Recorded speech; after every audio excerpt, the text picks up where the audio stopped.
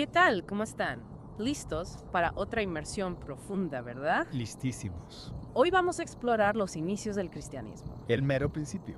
pero con un enfoque que no solemos ver tanto. Ajá. Vamos a ver cómo llegó y se desarrolló en el mundo hispano. Exactamente. Una perspectiva fascinante. Para esto, vamos a usar fragmentos de la transcripción de un video de YouTube. Se llama Hispanidad 2.0 Primeros Siglos, parte 1 del canal Iglesia Reformada Cristo Redentor. Interesante. Nuestra misión hoy es desentrañar las raíces de la fe cristiana y seguir su camino hasta la península ibérica. A la antigua España. Exacto. Para entender cómo llegó luego a las Américas. Claro. Y lo que me llama la atención es que veremos la historia de la iglesia desde un ángulo hispano, algo que a veces se pierde un poco entre las narrativas que se centran más en la Reforma Protestante y Norteamérica. Sí, es muy valioso detenernos en este contexto histórico y apreciar la diversidad de historias dentro del cristianismo. Totalmente. Entender cómo la fe echó raíces en diferentes culturas nos da una visión más completa. Mucho más rica. Entonces, vamos a empezar por el principio. Literalmente, nuestro punto de partida es Jerusalén, El origen. tal como se cuenta en los primeros capítulos del libro de los Hechos. El capítulo 1 al 5. Ahí vemos el cumplimiento de la Gran Comisión. Esa instrucción de Jesús en Mateo 28.18-20 de ir y hacer discípulos de todas las naciones. Uf, cierto. Imagínate. Y algo fundamental aquí es la promesa del Espíritu Santo. Claro. En Hechos 1, versículos 2 y 8, se habla de cómo el Espíritu Santo daría poder a los apóstoles para llevar a cabo esa misión. Una fuerza increíble. ¿Se imaginas la expectativa que debieron sentir? Totalmente. Y Pentecostés, como se narra en Hechos 2, es ese momento crucial donde el Espíritu Santo desciende sobre los discípulos. ¡Wow! No es solo un milagro aislado, sino que transforma en movimiento. Impresionante. Personas comunes y corrientes, capacitadas por el Espíritu para comunicarse a través de las barreras del lenguaje. Una imagen poderosa de la naturaleza global de esta nueva fe. Sin duda. Ya ni sé la iglesia, ¿no? Exacto. Inicialmente, toda la atención se centra en Jerusalén y en la primera comunidad cristiana, que era mayoritariamente judía. El primer sermón de Pedro, también en Hechos 2, va dirigido a esa audiencia. A sus paisanos. Es interesante ver esa primera etapa de la iglesia primitiva con su vida en comunidad. Compartían sus bienes, sus recursos, como se describe en Hechos 2.43-47. Una muestra de unidad y compromiso admirables. Sí, sin duda. Pero el video que estamos analizando plantea una pregunta interesante. ¿Pudo esta concentración inicial en Jerusalén haber limitado, al menos al principio, la expansión del evangelio a otras regiones? Es una pregunta válida. Quizás esa cercanía, ese enfoque en la comunidad local, era necesario para consolidar la base. Puede ser. Pero desde la perspectiva de la Gran Comisión, sí, podría haber representado una demora en la expansión geográfica. Claro. Y dentro del judaísmo de esa época, también es importante recordar que había diferentes grupos. Sí. Los hebreos, que hablaban arameo y vivían en Judea. Los judíos helenísticos, que eran de la diáspora, vivían fuera de Judea y hablaban griego. Influenciados por la cultura helenística. Y los prosélitos, que eran gentiles, que se habían convertido al judaísmo. Una mezcla interesante. Y esa diversidad dentro del judaísmo temprano juega un papel clave en cómo se expande el cristianismo. Las diferentes perspectivas, los puentes culturales que ofrecían estos grupos, fueron fundamentales. Totalmente. Y aquí es donde la historia empieza a moverse, geográficamente hablando. A expandirse. En Hechos 6 vemos la designación de los primeros diáconos, Esteban y Felipe. hombres llenos de fe y del Espíritu Santo. Exactamente. Y esta designación surge por una tensión entre los creyentes de habla hebrea y los de habla griega. Sentían que sus viudas no recibían la misma atención en la distribución diaria de recursos. Una cuestión práctica. Una solución práctica para que los apóstoles se centraran en la oración y la enseñanza. Y fíjate que la elección de diáconos con nombres griegos sugiere una sensibilidad hacia la comunidad helenística. Un gesto importante.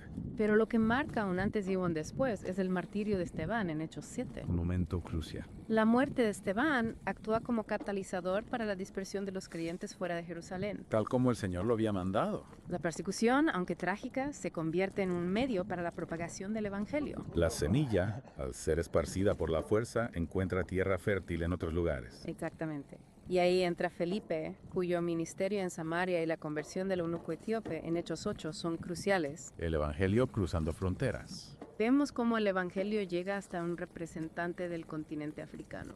Rompiendo barreras. Es fascinante pensar que esa chispa inicial en Jerusalén llegaría hasta la península ibérica. Un viaje increíble. Y hablando de expansión, no podemos olvidar la conversión de Saulo, que luego sería Pablo, en Hechos 9. Un cambio radical. Su transformación de perseguidor a apóstol de los gentiles fue fundamental. Una figura clave. Y es importante recordar que incluso en esta etapa temprana, la visión se extendía mucho más allá. ¿A dónde apuntaban? Pablo en particular tenía un enfoque occidental.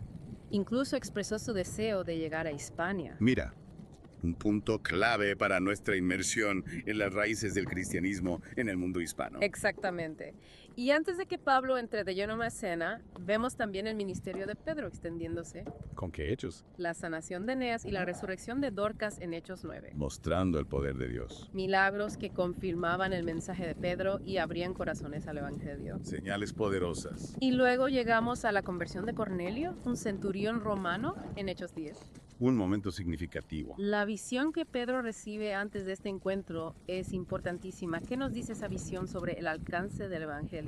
Bueno, la visión de Pedro, en la que se le ordena no considerar impuro lo que Dios ha purificado, fue decisiva. Sin duda, Significó el reconocimiento de que el Evangelio no era exclusivo para el pueblo judío. rompiendo barreras de nuevo. Estaba destinado a todas las naciones, incluyendo a los gentiles como Cornelio. Un cambio de paradigma fundamental. Totalmente.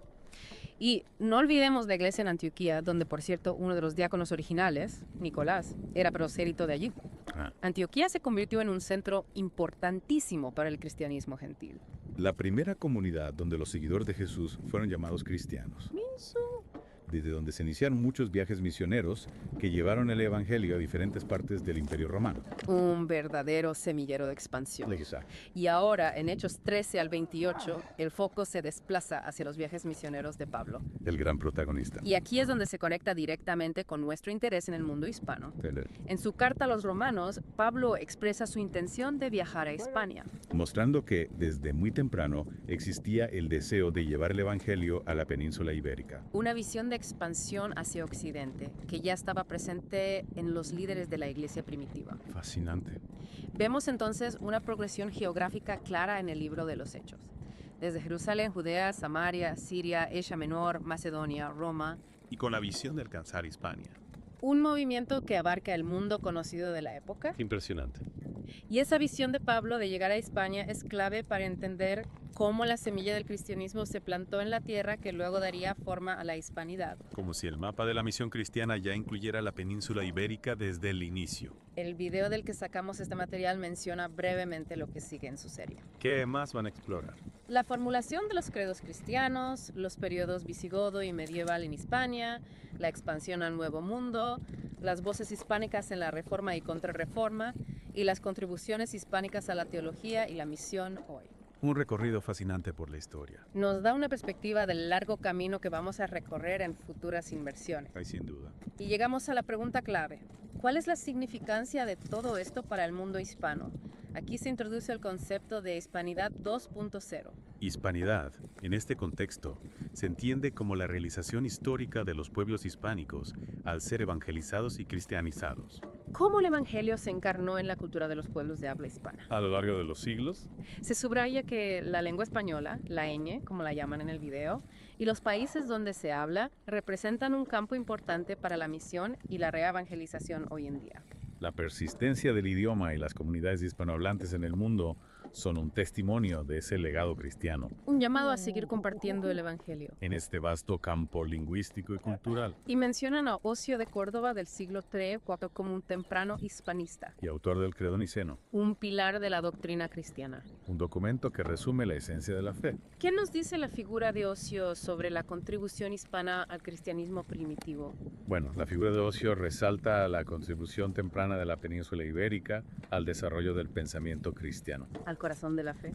El Credo Niceno no fue un documento aislado, sino el resultado de debates teológicos en los que líderes como Ocio jugaron un papel crucial. Un hito en la historia de la iglesia. Y no era solo una lista de creencias, sino una declaración que clarificó la naturaleza de Dios, Su relación con Jesús. abordando desafíos teológicos y estableciendo una base para la doctrina cristiana. Se explican también los 4 atributos de la iglesia mencionados por Ocio.